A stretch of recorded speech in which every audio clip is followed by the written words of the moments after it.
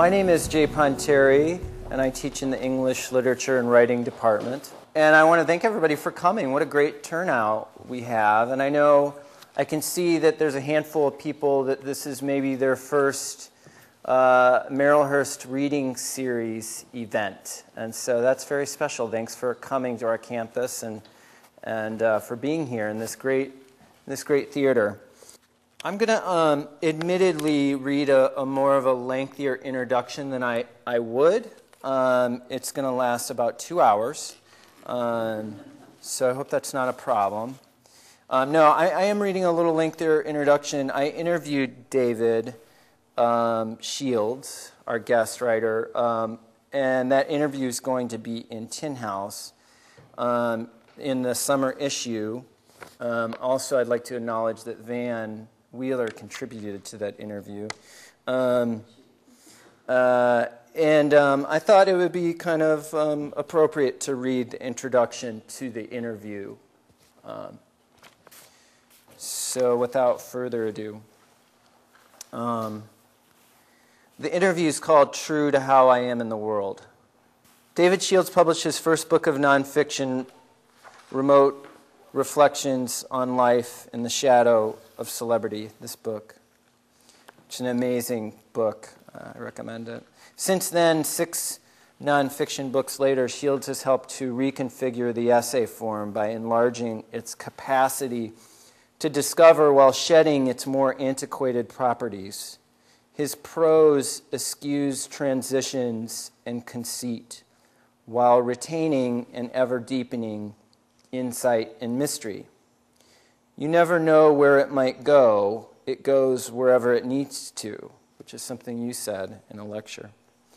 It comprises not only argument and memoir, but reportage, confession, philosophical inquiry, imaginative stance, literary and cultural criticism, rant, documentary motifs like snapshots, portraits, media images, and list-making. His prose is achingly self-reflexive, a voice speaking, listening to its own timbre, then responding. Shields' work accumulates not through dramatic instance, but through theme, through the ruminant experience of sustained meditation. His most recent book,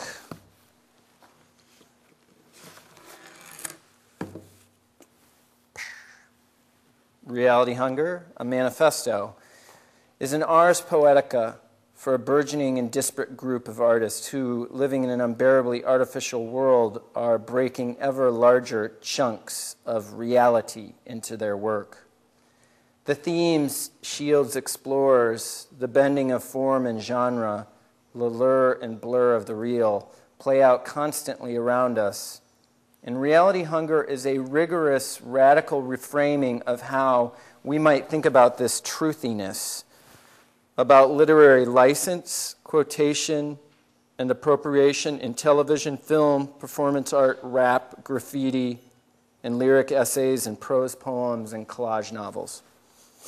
Reality Hunger explores and defines the ways in which reality-based art has bloomed in the last several decades, while showing how our once rigid cultural understanding of reality and fiction as two mutually exclusive concepts has begun to disintegrate.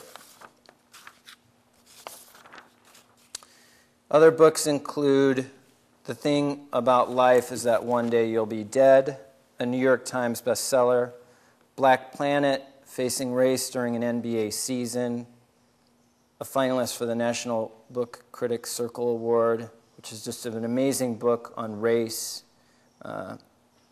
Enough About You, Notes Towards the New Autobiography, and then a novel, Dead Languages, and a linked collection of stories, or a novel and stories, Handbook for Drowning.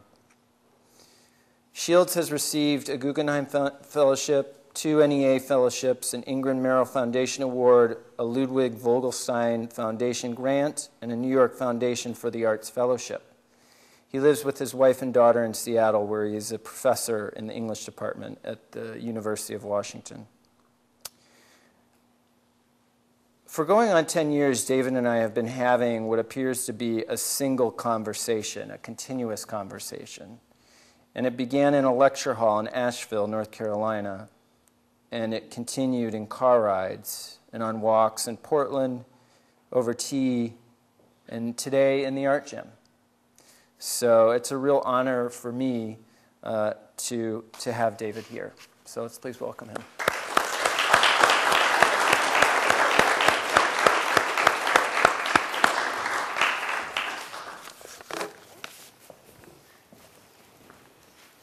Thanks, Steve. That's wonderful. Thank you. So thanks, Jay. Thanks, everyone. Thanks for those generous, thoughtful words from Jay. I'm going to, as Jay said, talk about the book rather than read from it. You're all capable of reading it if you like. And I'll simply talk about it, how I came to write it, what some of its main strategies are, what some of its main points are, and then I'll try to leave us time to take some questions. I wonder what time I should finish up, around 8:15, something like that? Yeah. Somewhere in there? Don't know what time. Okay, great. So, the first thing I thought I'd talk a little bit about is how I came to write the book. As a kid, I grew up with a fairly bad stuttering problem. I still have glimpses of it now. You'll probably hear echoes of it here and there. But as a kid, I had a tremendous trouble speaking, and I had a severe stutter. And I was like this little 6-year-old deconstructionist, that I all of language was sort of self-canceling reverb to me, that I was very aware of language always communicating only itself. And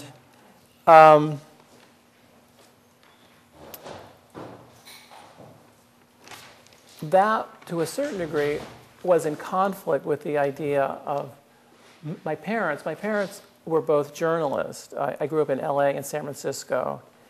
And they believed in, I would call it, a kind of transcribable reality, that somehow the reality was out there and could be transcribed via transparent language. And to a certain degree, these two versions of language and reality were in conflict from a very early age. And in a way, they've continued to be in conflict. And in a strange sense, reality hunger is the staging, in many ways, of these two different takes on language and reality. Yes, the book is called Reality Hunger, but I would argue the book is the reality is in quadruple quotation marks. I believe in reality, I believe in having a hunger for reality, but I also am extraordinarily skeptical that we can get to anything like reality. So anyway, I just sort of wanted to throw in a little bit of biographical data and suggest how much,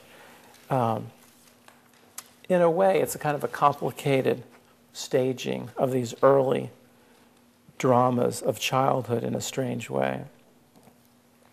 What does that produce in me? In a strange way, my parents' view and my view as a stutterer, it produces an idea for me that nonfiction isn't true. Nonfiction is a framing device to foreground contemplation. That to me, memory is a dream machine. That composition is a fiction-making operation. That so much of the attempt of this book is to try to rescue nonfiction as art, try to rescue it from both memoir and journalism. That a lot of the book was born with my frustration with how nonfiction gets talked about in contemporary literary discourse. That every book gets subject to what I call trial by Google. That every book gets treated as if it were an article in the New York Times. And so much of my impulse is to try to show you or myself and the reader that from the beginning of time, nonfiction has been a much contested territory. There's always been an incredibly gray, blurry boundary between fiction and nonfiction. For instance, one of the first works of Western history, of literature of history in Western literature, is Thucydides' History of the Peloponnesian War. In that book, Thucydides makes up the general speeches. I just find that unbelievably interesting that, in a way, James Fry had nothing on Thucydides. That, from the beginning of time, writers of literary nonfiction, of lyric essay, of personal essay, have been making up parts of their nonfiction. And, I was just talking earlier before our talk with a former student of mine who was saying he's working on some essays, and some of them are a little bit smudged. And my feeling is, welcome to the Thunderdome, or the Thunderdrome, as the case may be. That the very nature of composition is that you are going to be making stuff up. Memory itself is a dream machine, and so that the whole idea that somehow nonfiction would have a kind of crystalline purity to it, a kind of chaste truth, is just preposterous. And there are so many examples from the history of literature. Thucydides is a dramatic one. Some other examples are Thomas de Quincey's Confessions of an English Opium Eater is the book about his addiction to and recovery from opium. And it's one of the great works of 19th century English autobiography. He completely fictionalizes the recovery aspect of the opium, that he didn't recover from the opium addiction until 30 years after he actually wrote the book. But in the book, he frames himself as having recovered from opium. Again, calling James Fry. Some other examples of that are Edmund Goss's book, Father and Son, which was written when Goss was 57 and recounts long stretches of verbatim dialogue, supposedly between father and son, when Goss was age 8. And everyone in the Goss family, all their friends, all their acquaintances, all question, as well they might have, the veracity of these memories. And one last example is George Orwell's classic essay, Such Were the Joys, his account of a brutal British boarding school that he attended, and almost every one of Orwell's classmates questioned virtually every detail of the essay.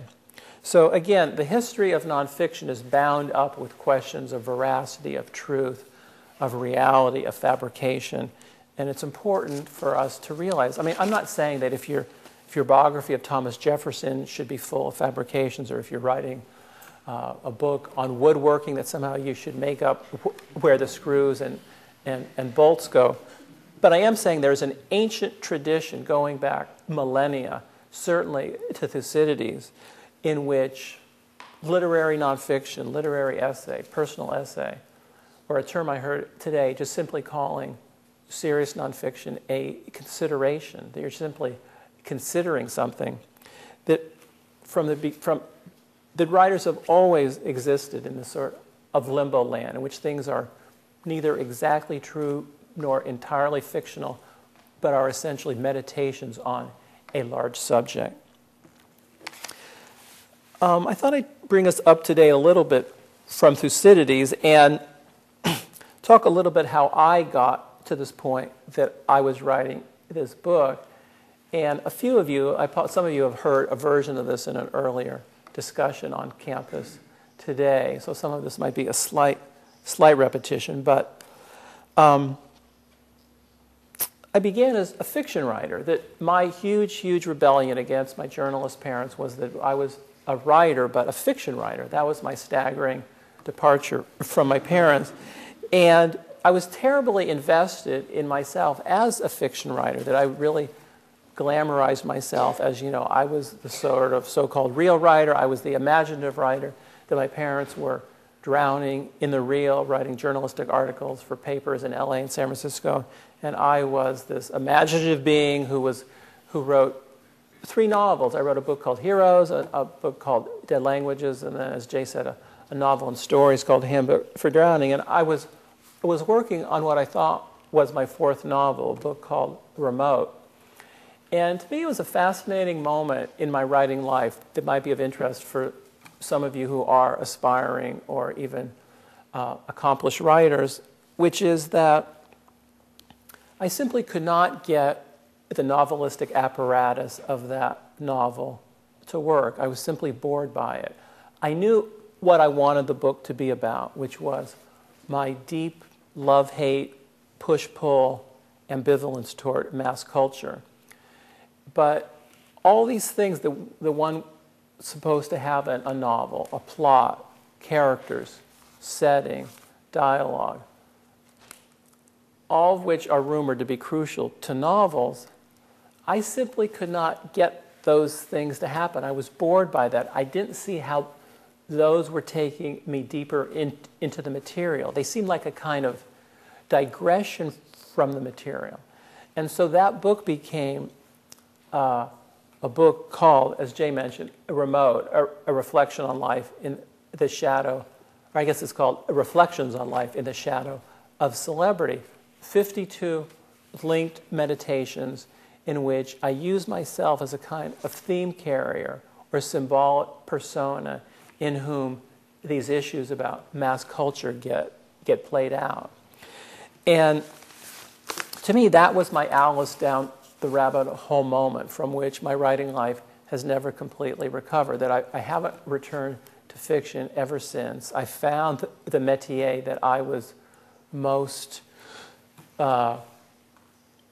myself at. I'm a big believer in writers finding the form that releases their best intelligence. And for better or worse, I found that form with that book. And then the last cause or origin or trigger of this book, Reality Hunger, was, believe it or not, a graduate course I taught in creative writing at the University of Washington. I was hired there almost 20 years ago to teach creative writing. I was hired as a fiction writer.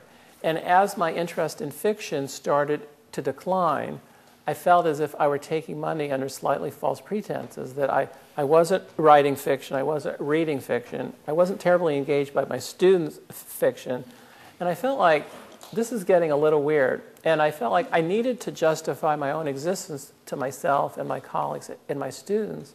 So over many years, I developed a course on the self-reflexive gesture in essay and film.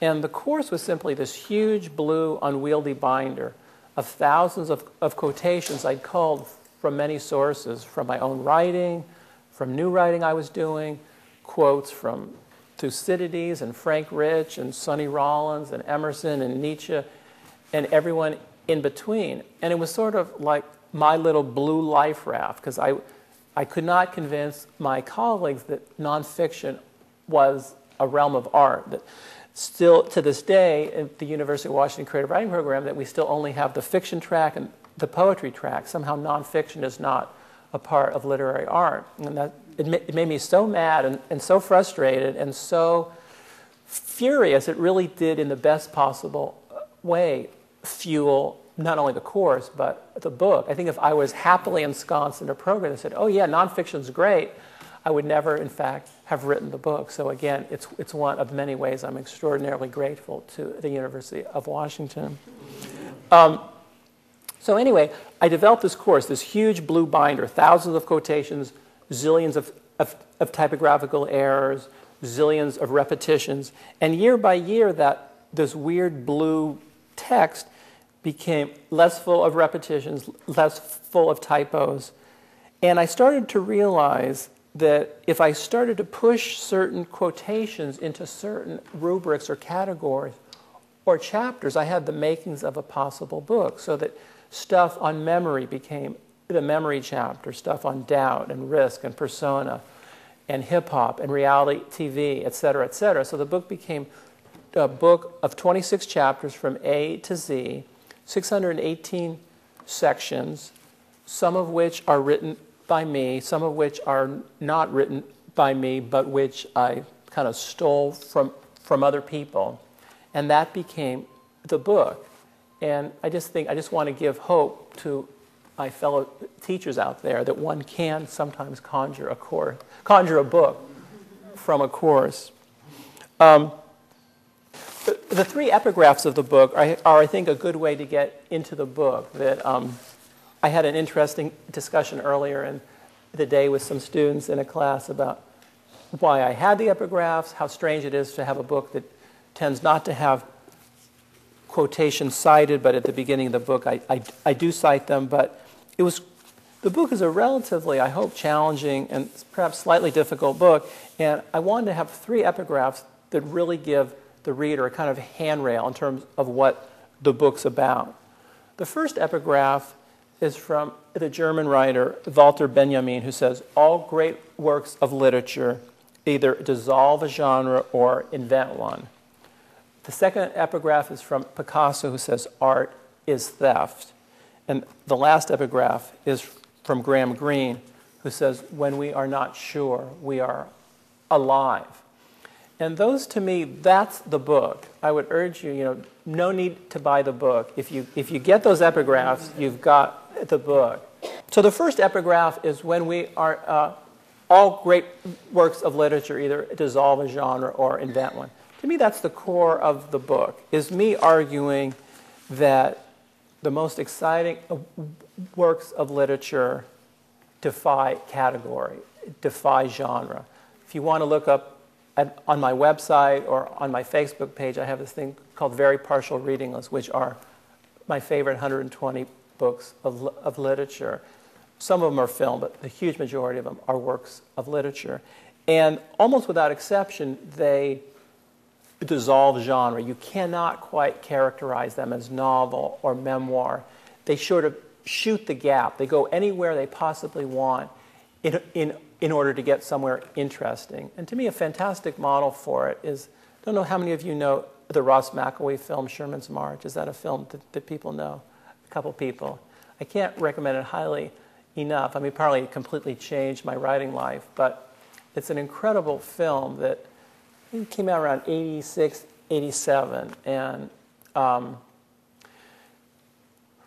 it's hard to describe quickly, but ostensibly it's a biographical film about General Sherman, but that's the least of the things the film does. It also then becomes a meditation of the filmmaker Ross McElwee on his own thwarted love life, becomes a meditation on the difference between the North and South, becomes a meditation on the rise of nuclear weapons during the Reagan administration. And it's also hugely about the power of the camera, of the lens, to alter a subject and to colonize space and to make the subject of the film quake in front of a camera. It looks like a shaggy dog story, like it goes anywhere it possibly wants, but really all these disparate themes come together into a really quite sustained meditation about power. I mean, the film is about varieties of power between men and women, between the North and South, between a cameraman and a cameraman subject, between just that is what holds the film together. It's an extraordinary film. And to me, it's just a beautiful example. Is it documentary? Is it autobiography? Is it political polemic? Is it confession? It's all those things simultaneously. And to me, it's a model of what contemporary art can do. So the first thing I'm arguing for is that, to me, so many of the most exciting works of literary art push back hard against generic category. To me, the moment you can type something as, a romantic comedy or a novel or a memoir, to me, it starts, I don't know what, a huge amount of very predictable generic gestures start getting made. And to me, the writers start sort of phoning in a certain kind of performance, whereas the kinds of work that I really love, the writer has no such safety net to fall back on. Now, the second epigraph is from Picasso, "Art is theft." And I think that's sort of the crucial thing that is important for me, that readers understand about the book. The book was published about 2 months ago, approximately. It's gotten a lot of people talking about it for a variety of reasons. One of the main reasons it's been talked about is that it's been sort of cartoonized as a book that's saying it's okay to steal stuff. And that's really not what the book is about. The book, as I said earlier, about half of it is written by me, about half of it is written by other people that I then rewrote. But I'm trying to make a very specific point. Let me briefly read. About halfway through the book,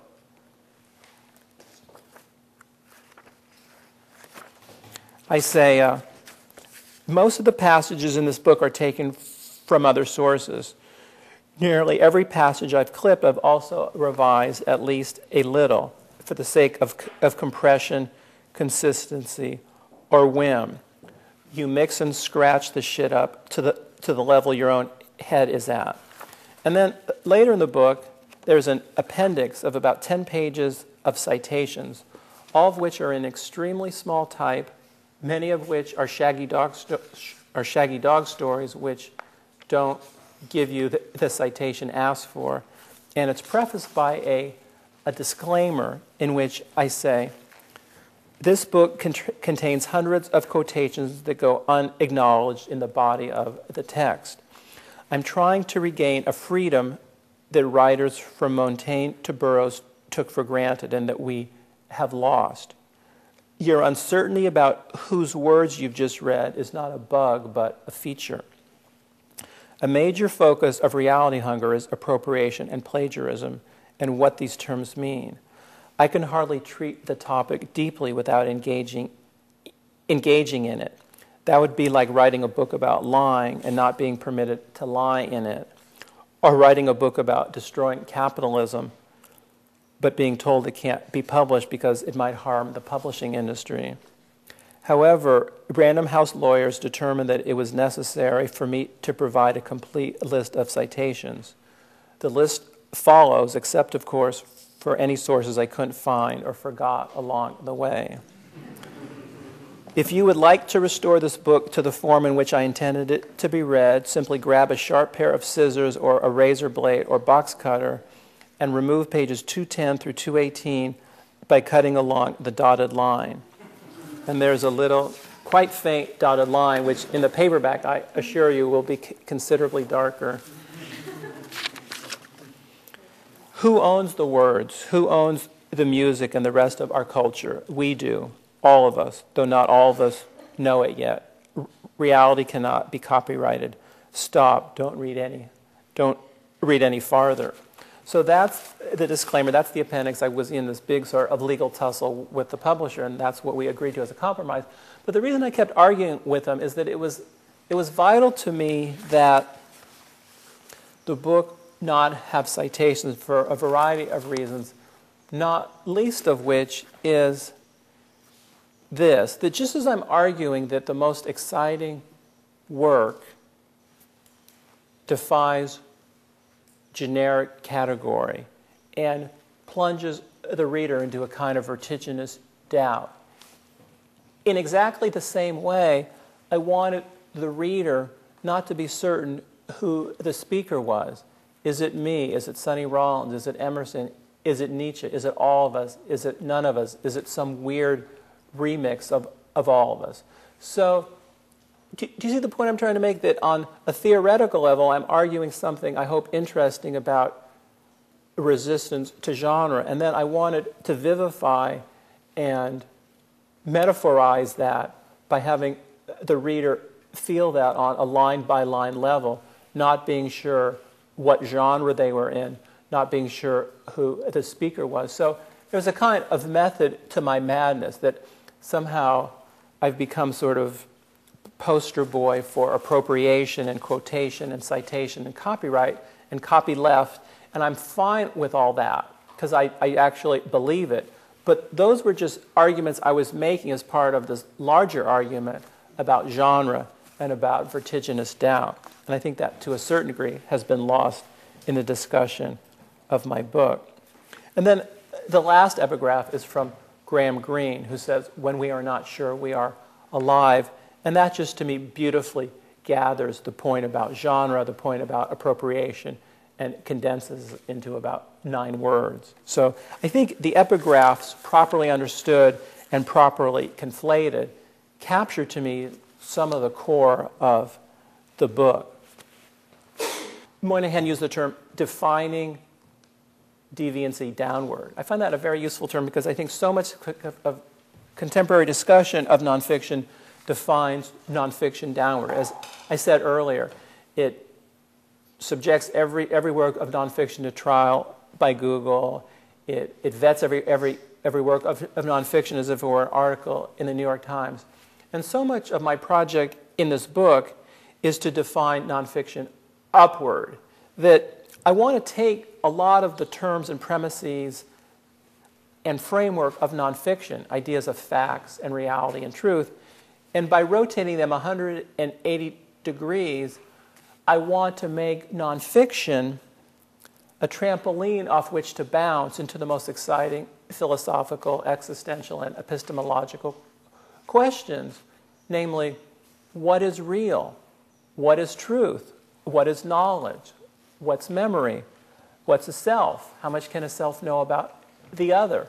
You know, the most essential questions of life, it seems to me, can get asked and framed in a really rich and exciting way by nonfiction, precisely because of nonfiction's preposterous claim that it's true. Well, of course it's not true, but because of its frame that it is true, it, to me, pushes a rich and resourceful writer into using that frame, if you follow my argument, into asking these really quite essential questions about knowledge and memory and truth itself. One other important aspect that I think the book is trying to get at I can get at, well, I hope, through quoting a wonderful interview, which I recommend that you read. It's between David Foster Wallace and Laura Miller of Salon magazine. I think it came out around February of '96 when Wallace was publishing his second novel, Infinite Jest. And Laura Miller said, well, what's so great about writing? Why does fiction writing matter? Excuse me. And Wallace said an answer which, the first part of which I love a lot, the last part of which I want to quarrel with a bit. But he said, well, we're existentially alone on the planet. You can't know what I'm thinking and feeling, and I can't know what you're thinking and feeling. And writing at its very best is a bridge constructed across the abyss of human loneliness. I mean, that is just, to me, a beautiful answer. It's even a sufficient answer. I think that's precisely why writing matters. Then Wallace went on to say, and oh, by the way, in fiction, it's full of all these contraptions and contrivances and masks and persona, and don't worry, you can get past all that contrivance. And I would say, no, you can't, or at least, no, I can't. Or I would even say, in David Foster Wallace's case, that his best work by far are the 2 books of essays that Wallace wrote. So I love Wallace's answer, but I think the way that you get there best is by placing at the front and center of the work the question of how the writer solved being alive. Those are the works that I really love. That Samuel Johnson, the 18th century critic, said, a book should either allow you to escape existence or teach you how to endure existence. And the works that I want to go to the mat for, the works I love, the works I try to write, the works I teach, the works I read and read and I read and reread and reread, are works that actually show you how the writer solved being alive, that put at the front and center, showing you how the writer has learned to endure existence. And one way that I think that works do this, I'm a particular proponent of works of literary collage. Some examples of it are, say, Maggie Nelson's book called Bluets, or Amy Fusselman's The Pharmacist's Maid, Simon Gray's The Smoking Diaries, David Markson's This Is Not a Novel. What so excites me about literary collage is that instead of the book being about the manipulation of plot, it's about the orchestration of theme, that oftentimes in a work of literary collage, the writer presents himself or herself with a kind of crisis or crux, both in himself or herself and within the culture. And then the book ends up becoming a kind of no-holds-barred investigation of that crux or that psychic drama. And so that the energy of the work is the writer endlessly investigating that material rather than what feels to me like the hand-holding and middle brow role of simply cranking out an interesting plot that keeps the reader turning pages, hoping that the work somehow gets at meaning sideways. The works that I really love are, again, overtly investigating a very specific topic. A good example for me, again, is Maggie Nelson's Blue. It's a crummy title, probably the world's worst title of any book ever written. Bluets, you can't even hear it. B-L-U-E-T-S. It's kind of some kind of obscure flower or something like that. It's just, I think it's a really bad title. But it's one of my favorite books that I've read in the last 5 years. And it's written in about 200 short sections. It's probably less than 100 pages. And it wanders from art criticism to literary criticism, to meditations on the color blue, to meditations on this love affair she just can't get over, the loss of it, to her friend who has become a quadriplegic as a result of a car accident. And the book just sort of flies from section to section, each section often quite short. And the book just keeps on getting larger and larger as you realize the book is exploring nothing less than how do we deal with loss? How do we deal with ultimate loss? How do we deal with the ultimate loss, which is death? And to me, that's endlessly exciting, endlessly compelling, and far more thrilling than, to me, the way that an awful lot of contemporary novels feel to me, where the writer often begins with a very good idea and, to me, squanders a lot of their emotional and intellectual energy going what feel to me like the predictable paces of novelistic machinery. Let's see, a couple of last points, and I'll be happy to take your questions or criticisms or arguments back. Let's see. I guess probably implied in everything I've said is the importance of speed. That we obviously live in a culture that is rapid. That so much of what I am weary of in the contemporary novel is the glacial pace at which many novels are written. I mean, not necessarily are written, but the glacial pace at which they actually occur. And it just seems to me in no way congruent with the way that we think and live and click now. That David Mamet says, omission is a form of creation. The line of beauty is the line of perfect economy. Or Friedrich Nietzsche says, my ambition is to say in 10 sentences what everyone else says in a whole book, or rather, what everyone else does not say in a whole book. There's something about the very notion of compression that I think forces a kind of nervous-making candor. It's, the old line that, I didn't have time to write a short letter, so I wrote a long letter. There's something excitement about compressing stuff sort of forces one into a more candid pose. And so much of the work I love is compressed, has a velocity, a speed, a concision. I don't know if it's just, creeping attention deficit disorder on my part, or I'm over-responding to the culture, but I mean, I admire, obviously, great mammoth novels of the past. I don't think that's how we can write novels now. So many of the books that I get traction on as a reader have this kind of radical compression about them. And part of what I'm arguing for is speed, velocity, compression, concision. It seems to me a closer take on how we live and think and read and write now. And then the last point I wanted to make, I think, has to do with simply combating boredom. So much of my project is simply, I reached a point in my writing life at which I was somewhat bored with my own production, that my aesthetic, I don't know, I was a relatively accomplished writer. I had written 3 books, all of which were published and received relatively well. I was working on a 4th book, and I was simply bored out of my mind with what I was doing.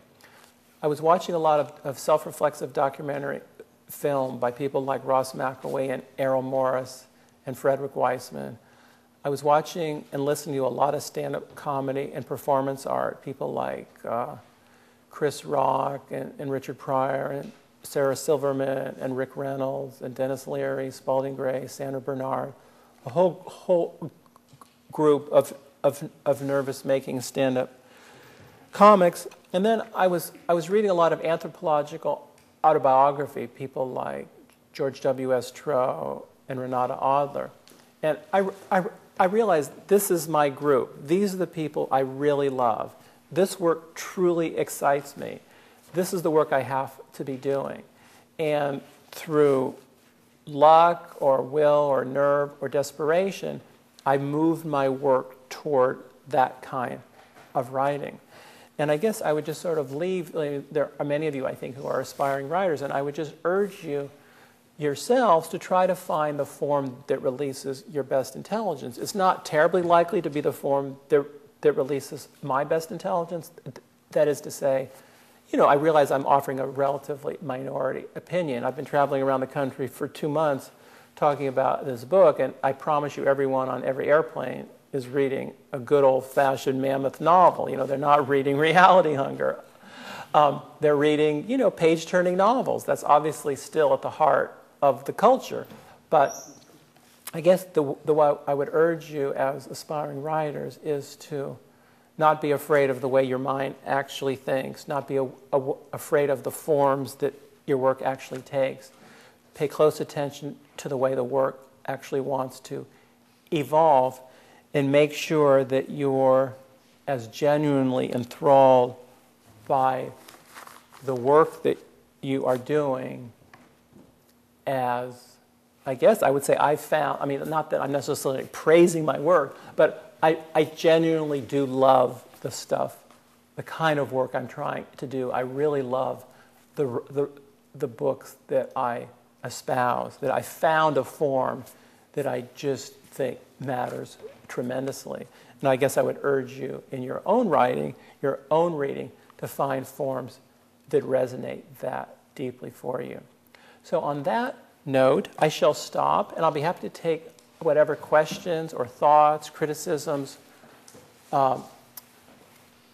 pushback that you might have. I think we're probably good on time. It's about 8:15 or something like that. I don't know how we are. 8:20. So I'll be happy to take whatever questions or comments people have. When you were writing Reality Hunger, or rather composing, right. What are some of the crises that you found yourself having, not with your publisher, but with yourself?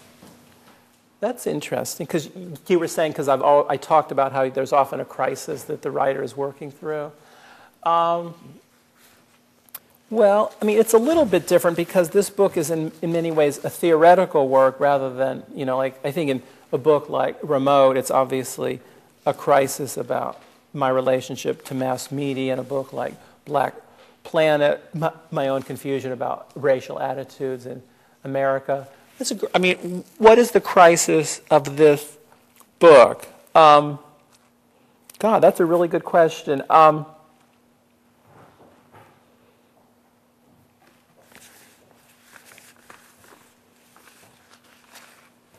that's a little bit of a stumper. I guess I would say something like, there's an essential contradiction at the heart of the book. It's sort of an anti-manifesto manifesto, which is, on the one hand, I'm arguing for something called reality, and I'm arguing for, the best work, in a way, I think, is nonfiction, and I'm arguing for a certain kind of excitement about nonfiction. At the same time, I'm saying that there is no such thing. and then I'm saying that, the nonfiction is a highly fabricated composition or contraption. So I think there's a kind of crisis of, I'm arguing against myself at the same time I'm arguing for the form. So I don't know.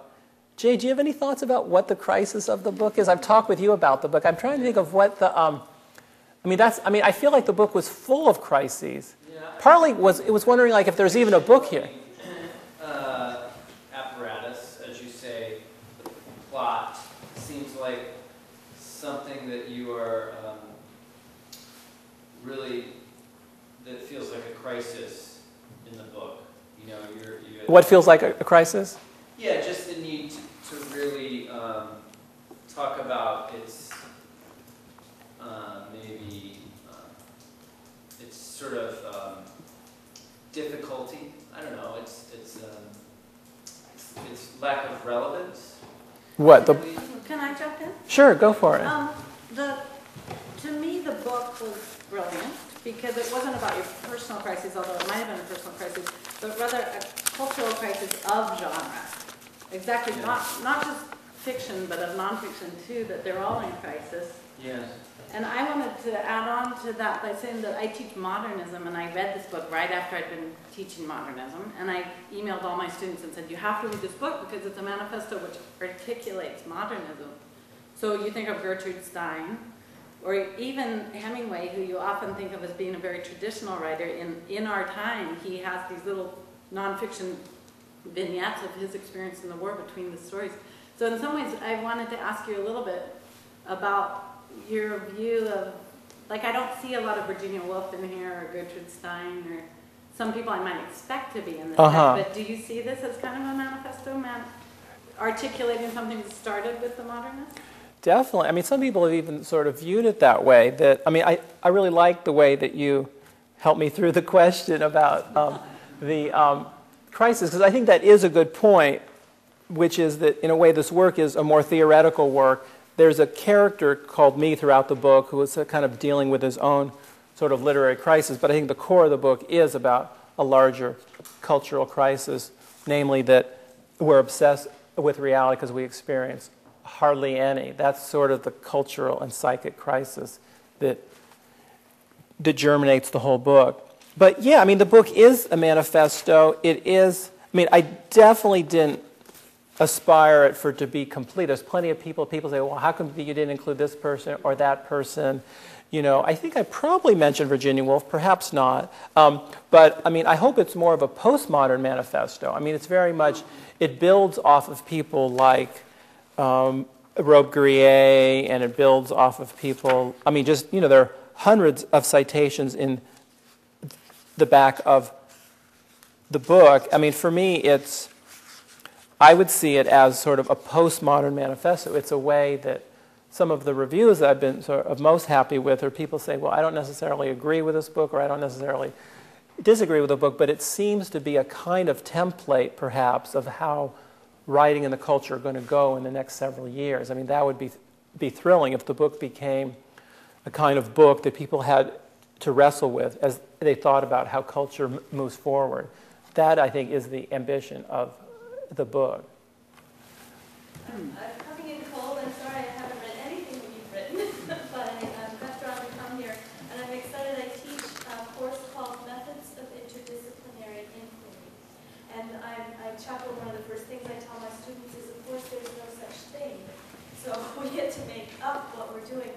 I think that the crisis of genre that you're talking about, if it's a crisis, it's a transformation of some sort that I see happening actually also between disciplines and in the space between disciplines, not just interdisciplinarily. And I'm just really thrilled by your statement. I found a form that matters tremendously, and it's sort of what I think all of us in academia are doing on some level, not just only with genre, but with all the material, cultural competence, sustainability, all these things that are now rising up that don't fit into disciplines, and I'm just so excited about that. I have a little memory of a quote, I think it's Bertolt Brecht, who said something like, art is not an expression of reality, but a hammer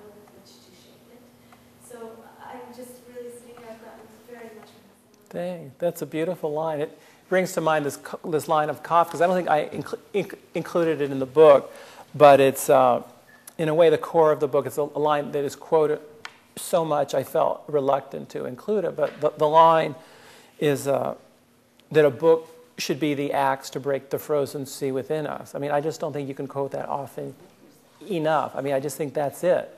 That the kind of work that I love the most is work that takes that line of Kafka's really seriously and is saying, watch me on every paragraph break the frozen sea within me, and by implication, you.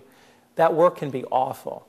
Like, it often is awful, but occasionally it rounds the corner and becomes staggeringly beautiful. And I guess that is the risk I want to take as a writer and reader.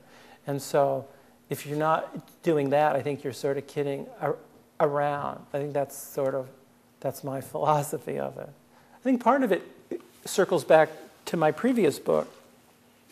The Thing About Life is that One Day You'll Be Dead, which is kind of a book about mortality from a secular point of view, that is to look at the fact that we're all mortal, and I don't have any consolation for that. I have no religious bone in my body, alas. And so I'm just aware this is the entire journey so far as I can determine.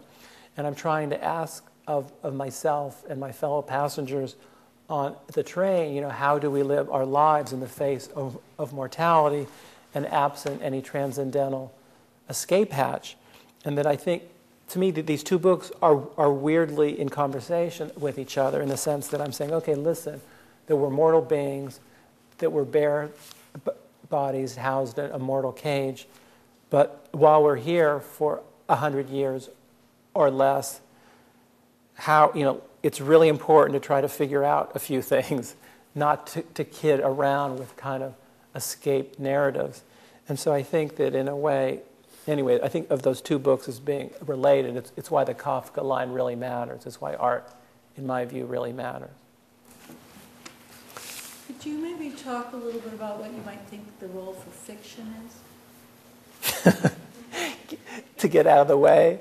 No, I guess I'm obviously a spurned lover, that I used to be in love with fiction, and the forum has abandoned me, and so now I'm getting back by sending it poison pen letters. But I think it's a good question. And I think it's the other way this book of mine, Reality Hunger, has been somewhat cartoonized in conversations on blogs and in reviews, is just that it's thought to embody 2 points. It's okay to steal stuff and the novel is dead. And I don't even care about the novel per se. I'm arguing for the excitement of nonfiction or a certain kind of meditative literary work. And many of those books that I love are in fact novels. Like, I love J.M. Coetzee's Elizabeth Costello. I love W.G. Sebald's The Immigrants. I like Barry Hanna's Boomerang. I like Anne Carson's Red. I loved David Markson's last 4 novels. I mean, I like a lot of novels, a lot. They tend not to be very novel-y novels. They tend to be rather, what would you call them? Kind of off-axis novels. They're barely novels. They're framed as works of fiction. I mean, I myself find just your good old-fashioned novel. I'm happy to name names, too. Like, a lot of writers two people who much admired writers in America and Britain are Jonathan Franzen and Ian McEwan. To me, they're writing just antiquarian texts. I mean, just absolutely 19th century novels. And to me, it's preposterous that anyone turns to them and views them as exciting literary writers. They're not. It seems like there could be fiction writers who are coming to this sort of film that has no substance, that is that place in between fiction and nonfiction. Exactly. All right, and so it seems to me, from your point of view, that would be the case you would be making, is for the fiction who's on the other side of the surface of, so you think of the surface of water, air above, water below.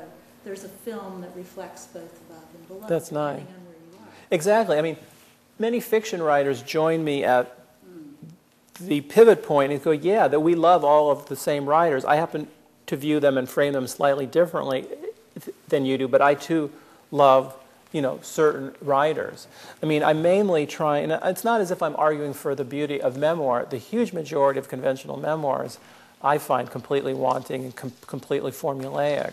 And so I'm trying to argue for work that is formally exciting and, I guess for me, what I would call kind of existentially alive and thrilling, and is not hidebound by highly formulaic narrative conventions. And I've mentioned some of those titles, but you're right. I mean, I'm interested in novels, not per se. I mean, most novels I'm not interested in, most conventional novels. But I love Moby Dick. I love Tristram Shandy. I love Proust. Among contemporary novels, very few contemporary novels interest me that are in any way conventional. They almost, again, according to my aesthetic, again, I'm just one person. I'm not right or wrong. I'm just trying to stay alive as a writer. The novels that I find exciting are works that do those things I seem to be calling for writing to do, place at the front and center of the work the question of how the writer solved being alive, which I think, say, J.M. Coetzee does in Elizabeth Costello with just extraordinary power and precision. It was published as a novel, but I don't care. But it's harder for a novel to do that than a work of nonfiction, because the motor of novel is plot. It just is. It's hard to open up a novel and not say, basically, who stole the crown jewels? You're always asking, what happened next? It's very hard to pull out that armature, whereas in essay, that's actually is what the work is trying to be about. What about poetry? A lot of poets interest me a lot. I mean, I think like poets to me offer a closer model for that, because poetry, like the essay, is overtly wrestling with some aspect of human existence. It's actually placing at the front and center that very question. So the essayistic poets tend to want to kidnap as part of my project. Did you have a thought? I did. Well, I don't want to be contentious to your position, because I tend to think of nonfiction as nonfiction-ish. But once you start breaking down the boundaries between what is like truth in memoir, or when you're bringing up memory, and really starting to confront the fact that your nonfiction is a fabrication, Right, and a creation, and therefore it doesn't really hold much truth. right. Where do you start drawing the line between fiction and nonfiction? Because for myself, I found that line to become very difficult, not only in my own work, but in the works that I'm making of other people. And you brought up James Fry, and there's a lot of debate about where exactly his book should be shelved. Sure. And I feel like that's a kind of a modern debate. Sure. No, I mean, by all means, sort of feel free to be contentious. I mean, the book is meant to be provocative and somewhat, it's like I'm shouting fire in a crowded theater, and I shouldn't be surprised if people are rushing to the exits or jumping up from their seats. But where is your contentiousness precisely? Is saying, like, okay, you've raised these questions. Like where your how I particular line is, or even if you feel comfortable drawing a line between fiction and nonfiction, or like what it is to you that classifies the genre. Yeah, no, it's a difficult question. I think it's one of the vexing questions in the book that I'm not sure I completely solve to my satisfaction. That I think you've captured an interesting abrasion in the book between, on the one hand, I'm saying there is no such thing as fiction and nonfiction. On the other hand, I'm saying, having said that, I think the nonfiction stuff is more interesting. It's sort of complicated. And I solve it to the degree I can. The way I solve it is that I say the nonfiction I'm interested in is nonfiction that defines nonfiction upward. It uses a nonfiction rubric to question its very premises. Say, Mary McCarthy's Memories of a Catholic Girlhood, Lauren Slater's Lying, a Metaphorical Memoir, Nabokov's Speak Memory. Book after book that uses its nonfiction rubric to question the very nature of what's true. So it's not as if I'm saying, oh yes, I love the nonfiction stuff because it's true and it's real. It's like, no, I love works of nonfiction that use that framework to worry these very questions that we've been talking about. I think your question is trying to get at, like, at what point are you comfortable with simply making stuff up? And there's a chapter of the book in which I do, with great qualification, defend James Fry. I mean, I think he's a terrible writer. It's a really bad book. But I do think he was made a scapegoat for the culture's sins, specifically the culture's sins about us wanting the framework of reality, within that framework of reality, enormous drama. And it's one of my favorite chapters of the book, which is called Trials by Google, in which I talk about Fry at great length. Where do I draw the line? I guess for me, I tempted to empty out the question, and it might seem a little rhetorical on my part, but I would tend to want to pull back and say, it's sort of the wrong question in the sense that from the beginning of time, writers of literary nonfiction, of essay, of personal essay. I'm not saying if you are writing a biography of Thomas Jefferson that you say that he was born in Portland, Oregon in 1947. It's just not true. He wasn't born in Portland, Oregon in 1947. But I think if you are writing a work of literary essay, of lyric essay, I just think you have enormous amounts of freedom, because once you've granted that memory itself is a dream machine, the whole question of what's true and what isn't true is off the table. The whole work is questioning that. I guess I would draw the line. Like, for instance, I wrote a book called Black Planet, Facing Race During an NBA Season that came out about 10 years ago, where I spent a year going to Seattle Sonics games, and I kept a journal in which I explored how white men, including myself, project their fears and fantasies onto black men's bodies. And I took enormous amounts of liberties in that book with, like, if I said something, and the book takes the form of a journal from November till April of a basketball season. And I might say, and I think it's even dated if I am remembering, like February 21st, they had a game.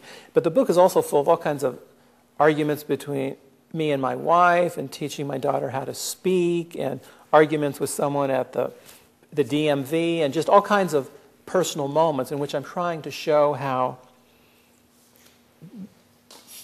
human beings always take their weaknesses and project them onto a demonized other. That's what the book's about, on the level of men and women, husbands and wives, parents and children, Easterners and Westerners, black people and white people. And that's what the book's about. So I took a huge amount of liberty with personal stuff. If I say a huge argument happened at the drugstore, it was probably a mild disagreement. However, the stuff I wasn't prepared to make up, which would have made it a novel, was, say, the Sonics lost on Wednesday when they actually won on Wednesday. I mean, that's part of the public record, so-called.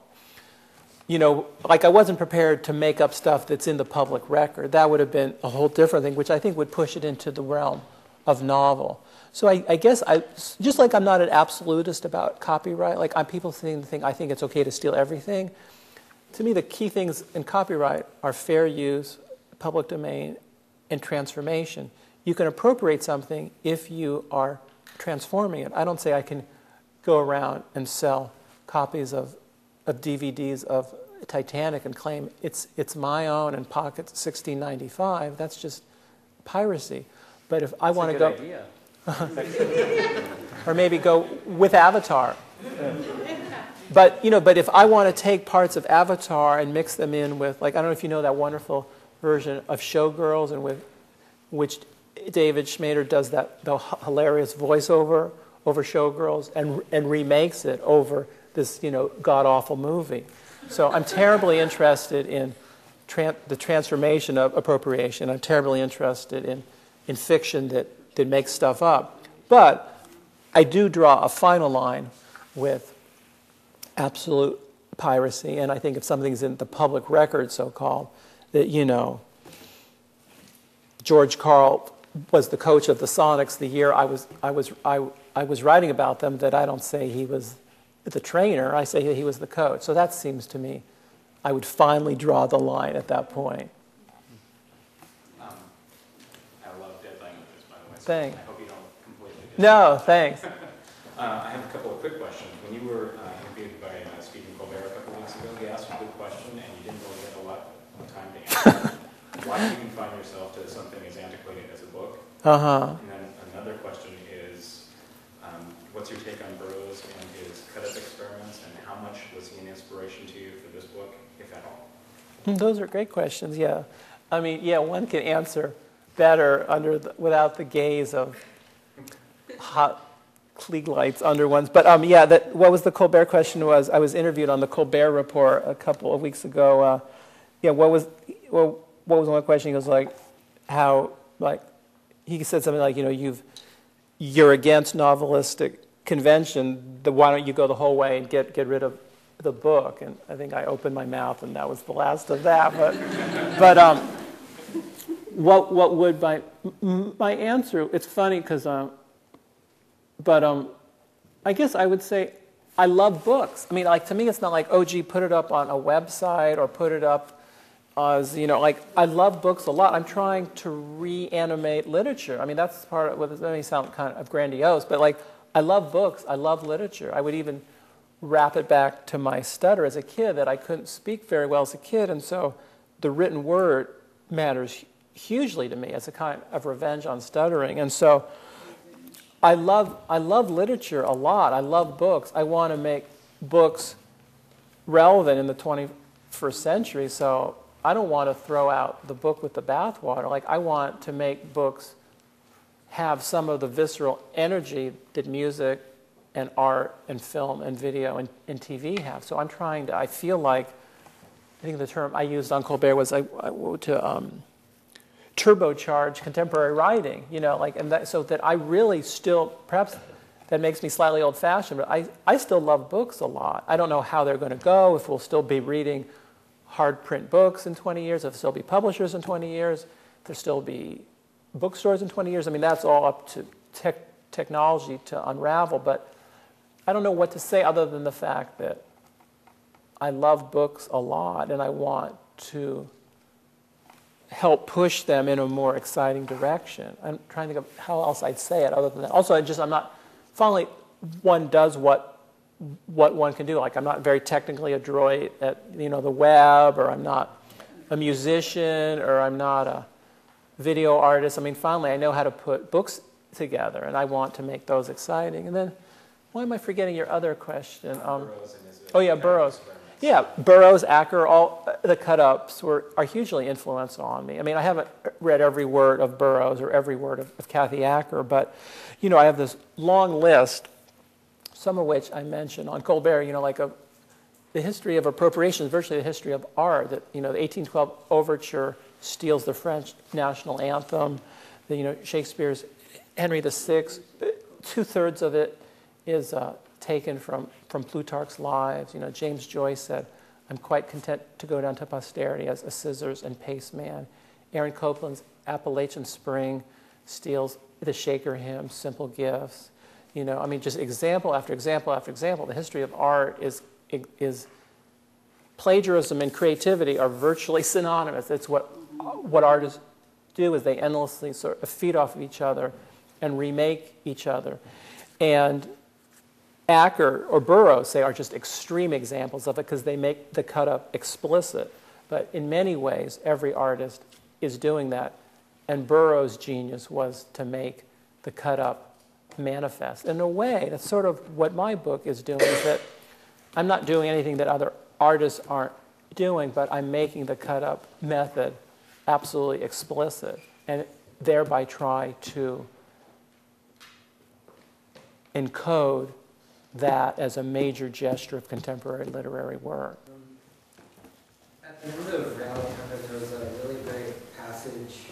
I don't remember how it goes. It was something like it'll be a great day when readers read imaginative works simply for their passion or something. Right. Something like that. Right. And so I'm just curious if you have any thoughts on why so many people seem to have such a almost desperate need to categorize things into genre. Mm-hmm. Yeah, the line is from it's the third to last line of the book. It's section number 616, and it's my slight rewriting of a line of Ben Marcus from his great essay, The Genre Artist in The Believer. And he says, once upon a time, there will be readers who won't care what imaginative writing is called, and will read it for its passion, its force of intellect, and its formal originality. I think that sort of bounces off a couple of earlier lines. It's a commonplace that every book needs to find its own form, but how many really do? And then, if you want to write serious books, you must be ready to break the forms. So, why? I mean, I do think it's a slightly American phenomenon that, say, in Germany, a work is published as either a work of literature or a work of information. And information are just things like train tables and stuff like that. And whereas everything else is just broadly, I believe that's wrong, someone can correct me if I'm, but also it's generally a European approach. Whereas I do think, I don't want to like America bash exactly, because you know I'm American too, I've lived my whole life here. But I gather that, I do think I think human beings are prone to categorize. That's what all wars are about virtually, you know, that we're bad, that we're good and you're bad. But I do think it's a strikingly American impulse to categorize and sort of Ben Franklin-ize things as far as its utility. You know, that we can put things in slots, give them a commercial viability, make sure we have a Dewey Decimal System for it, a Barnes and Noble category for it. And I do think that it's part of our American impulse to categorize and thereby commercialize, and you know the big word of this year is, you know, and monetize it, you know, that is to say make money from it. And I feel like it's strong everywhere among the human species, but I do think there's a particularly strong American strain to want to categorize as a way to make it practical and usable and commercial. So that's probably not too cheerful a place to end. But thanks a lot, everybody.